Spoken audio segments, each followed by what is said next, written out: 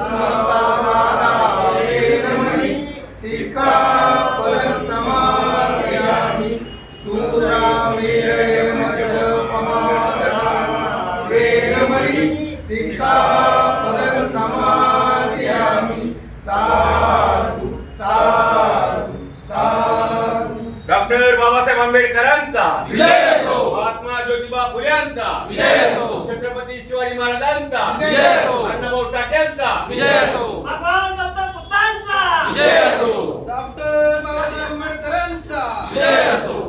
या ठिकाणी युवा उद्योजक समीरभाऊ पाटील या ठिकाणी बुद्धविहाराचं नूतनीकरणानिमित्त पुतळे मारून या ठिकाणी श्रीफळ चढवते। एक मिनिट परत एकदा भाऊ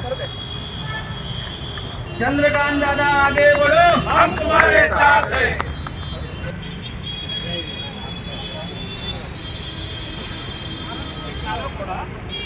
या ठिकाणी युवा उद्योजक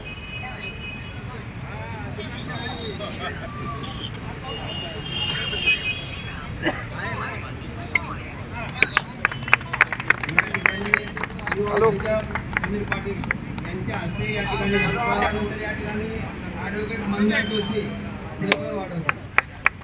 तसेच त्यानंतर नगरसेविका छायाताई मारणे श्रीफळ वाढवते। या ठिकाणी दक्षिण मंडळचे अध्यक्ष आरपीआय कोकणे युवा नेते भारती भोसले हे सुद्धा या ठिकाणी श्रीफळ वाढवतात।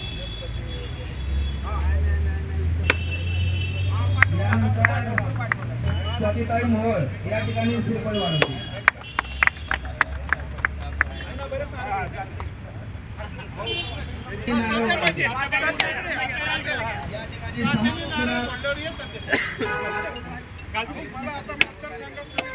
या ठिकाणी मिलिंद संघाचे अध्यक्ष अमित तुलुकजी हार्दिक हार्दिक स्वागत। सुमित वाघमारे सूरज वाघमारे यांचंही या ठिकाणी या ठिकाणी मिलिंद संघाचे अमित तुलुकमारे तसेच दामोदरे हे सुद्धा या ठिकाणी श्रीफळ वाढवतील। या ठिकाणी ॲडव्होकेट मंदारभाऊ जोशी कोथरूड मतदारसंघाचे अध्यक्ष बाळासाहेब कार्यकर्ते तसेच समीरभाऊ पाटील उद्योजक तसेच भाजपा कोथरूड मतदारसंघाचे अध्यक्ष गुटाला सर भाऊसाहेबांजी तसेच आमचे छायाताई माजी नगरसेविका तसेच सर्व आलेले सर्व प्रमुख पाहुण्यांचे आरपीआयच्या वतीने तसेच बुद्धविहाराचं या उद्घाटनाच्या प्रसंगी उपस्थित सर्व कार्यकर्त्यांचे स्वागत करत आहे। या ठिकाणी मी मंगल भाऊंना विनंती करतो की त्यांनी आपण बघतोय की या भीमज्ञान प्रसारक संचलित या बुद्ध विहाराचा या ठिकाणी नूतनीकरणाचा आज या ठिकाणी कार्यक्रम होतोय। सांगायला आनंद असा वाटतो की या बुद्ध विहाराचं उद्घाटन देखील आदरणीय केंद्रीय सामाजिक न्याय राज्यमंत्री रामदासजी आठवले साहेब यांच्या हस्ते झालं होतं आणि त्यानंतर समीर दादा सांगायला नक्कीच वाटतं परवा आठवले साहेब मी आणि अजित दादा आम्ही तिघही होतो। विषय चर्चा चालली होती। मी दोघांनाही म्हणलं की आमच्या भाग्यात असा आमदार आलाय की जो इतक्या वर्षात अख्ख्या पुण्यात एवढा कार्यक्षम आमदार इतक्या वर्षात आम्ही कधी पाहिलेला नाही। दादांकडे आम्ही नुसती व्यक्त केली की अरे बुद्ध विहाराला आम्हाला जरा सुशोभीकरण करायचंय थोडंसं। अनेक दादांनी लगेच सांगितलं की राजेश राठोडला भेटा, तुमचं काम काय असेल ते करून घ्या, कुठलाही 1 रुपयाचा निधी देखील कमी पडू देणार नाही अशी दादांनी ग्वाही दिली। आणि सांगायला नक्कीच आनंद आहे वैशंपायनजी या की दादा फक्त बुद्ध विहार मंदिर ह्याचं आरोग्य सेवा असेल, रुग्णांचे प्रश्न असतील, लोकांच्या घरचे प्रश्न असतील, कष्टकरी समाजाचे प्रश्न असतील, दादा कायम त्या ठिकाणी उपस्थित असतात। आणि त्याचबरोबर दादांचा एक भक्कम आपल्याला आधार आहे सगळ्यांना। आपण म्हणतो ना आपल्या घरातला एक मोठा भाऊ असा आपल्याला दादांचा आधार आहे। आणि आपण बघतोय निवडणुका तोंडावर आहेत, परंतु समीर भाऊ संदीपजी फारसं मला नाही वाटत की प्रचाराची आपल्याला देखील फार काही गरज आहे, कारण दादांचा रोजच्या रोज प्रचार आहे आणि लोकांच्या मनामुळे दादा अनेक लोक म्हणजे इतर पक्षाचे लोक देखील म्हणतात अरे बाकी काय काय जाऊ दे असं ना, दादा आमचा आहे, दादा आमचा आहे। आणि दादांनी हा जो त्यांच्या कामाचा विश्वास व्यक्त केलाय हा आपल्या सर्वांसाठी देखील खूप महत्वाचा आहे। दादा जात पात पंथ पक्ष कुठलंही बघत नाही, अगदी कोणाच्या कुठल्याही पक्षाचं काम सांगा दादा जाऊन तिथे मदत करत असतात। आम्ही सगळेजण दादांच्या बरोबर आहोत आणि हा येणारा दादांचा विजय हा भूतो भविष्याची असा कोथरूडकर दादांना विजय करतील। आज या ठिकाणी आपले लाडके मुख्यमंत्री आणि आपल्या कोथरूडचे सर्वांचे लाडके आमदार माननीय चंद्रकांतदादा पाटील यांच्या विकास निधीतून जय भवानीनगर या ठिकाणी बौद्ध विहाराचं नूतनीकरण होत आहे आणि त्या नूतनीकरणाच्या प्रसंगी या ठिकाणी उपस्थित मान्यवर आपले कोथरूडचे लाडके अध्यक्ष चंद्रकांतदादा बुटाला, जसे आपले उद्योजक समीरदादा पाटील, आपले मोहोळ आणि तलाठी, आपल्या प्रभाग क्रमांक 11चे अध्यक्ष आशुतोष दादा वैशंपायन, तसेच आमचे जोशी साहेब, या ठिकाणच्या मंडळाचे सर्व पदाधिकारी मान्यवर कार्यकर्ते बंधू होते। सर्वांना मी खरं तर या कामासाठी सर्वांना शुभेच्छा देते। आपल्या सर्वांना माहिती आहे कुठलंही काम असो दादांकडे आपण गेलं की नाही हा शब्द दादांच्या तोंडात कधीच नसतो। जेथे गरज आहे जेथे एक्सपोर्टची जेथे गरज आहे तिथे विकास निधीतून असे सर्व समावेशक घटक एकत्र करून दादा काम करत असतात। दादा या ठिकाणी कोथरूडमध्ये महिलांसाठी वेगवेगळी कामं करत असतात, दादा ज्येष्ठ नागरिकांसाठी वेगवेगळी कामं करत असतात, लहान मुलांसाठी वेगवेगळी कामं चालू आहेत। म्हणजे सर्व समावेशक घटक एकत्र घेऊन दादा कोथरूडमध्ये सर्व कामं करत आहेत। आपल्या सर्वांना माहिती आहे की माणूस नाही की बाबा मला सर्वांनी मिळून या ठिकाणी बोलवलं की या नूतनीकरणाचा जो बुद्ध विहाराचा मान दिला त्याच्याबद्दल मी तर सगळ्यांना म्हणजे आमच्या सगळ्या नगरसेविका हे जे आहेत जसं आता यांनी सांगितलं तर माझं एकच एम काय आहे तर दादांनी दिलेला आदेश पाळतो।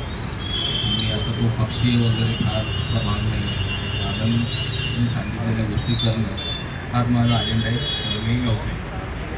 दुसऱ्या बाजूला जसं ताईंनी सांगितलं आणि मंदारभाऊंनी सांगितलं की दादांचं एवढं प्रचंड काम आहे, प्रचाराची गरज नाही वगैरे। माझं असं मत आहे की ह्या वेळेला आपलं टार्गेट असं असलं पाहिजे की समोरच्याचं डिपॉझिट जप्त करायचं, हा आपला वैयक्तिक आमचा एक उद्देश। दादांचा उद्देश काय म्हणून दुसरं जे आहे ते माझा एक खारीचा वाटा आहे, दादांचं काम डायनासोर एवढं आहे आपलं खाली मला इथं बोलवलं येतात तुम्हाला खारीचा वाटा म्हणून द्यावं लागणार हेही मला म्हणतो। त्यामुळे तो असा नाही आहे की तोही मी पूर्ण करणार हे सांगितलं जातं। सगळ्या गोष्टी माझ्याकडून तर होणार दादांच्या तुम्हाला शंका असायला कारणच नाही आहे। आणि आपल्या प्रमुख रोड जो कोथरूड मतदारसंघातला पौड रोड आहे यात मी खूप असं सुंदर आणि लोकांना आकर्षित करणारं बुद्ध विहार व्हावं त्या हिशोबानं आपण सगळ्यांनी माझ्यासहित आपण दादांचं तर योगदान खूप मोठं असतं पण आपल्या सगळ्यांनी छोट्या छोट्या ह्याच्यातून योगदान करून हे भव्य दिव्य कसं होईल यासाठी प्रयत्न करावा। मला इथं बोलवलं या सर्वांचे मी म्हणतो आभार मानतो. धन्यवाद. दादांची एक पद्धत आहे, सांगितलं की नाही म्हणायचं नाही पण विसरायचं पण नाही. म्हणजे नुसतं आपलं सांगितलं निवेदन घेतलं आणि विसरलं हा दादांचा कधीच स्वभाव नाही. त्यांनी लगेच राजेंद्र राठोड यांना सांगितलं की ह्या ठिकाणी जे जे करायचंय ते चांगलं करा. विकास निधी पुरला नाही तर मी समाज उपयोगी विकास निधीतनं काम करतो, लोक सहभागातून करतो, पण हे काम चांगलं झालं पाहिजे. आपल्या कोथरूड मतदारसंघामध्ये 19 अशी बौद्ध विहार आहेत की त्यांच्या टप्प्याटप्प्याने आपण काम करू. आणि दादाने आम्हाला काल बजावलं की डॉक्टर ते काम नुसतं एका पुढच्या मर्यादित नाही, तर ज्या ज्या 19 ठिकाणी आपल्याला बौद्ध विहारामध्ये जे जे काही आपल्याला करायचं आहे ते सगळं टप्प्याटप्प्याने पूर्ण करू. म्हणजे एकाच ठिकाणी गेलं मग तिकडच्या लोकांना वाटेल काय करेल. जेवढी बौद्ध विहाराची सुशोभीकरण असेल, कुठे डागडुजी असेल, ही सगळी दादांच्या माध्यमातून आपण येणाऱ्या काळामध्ये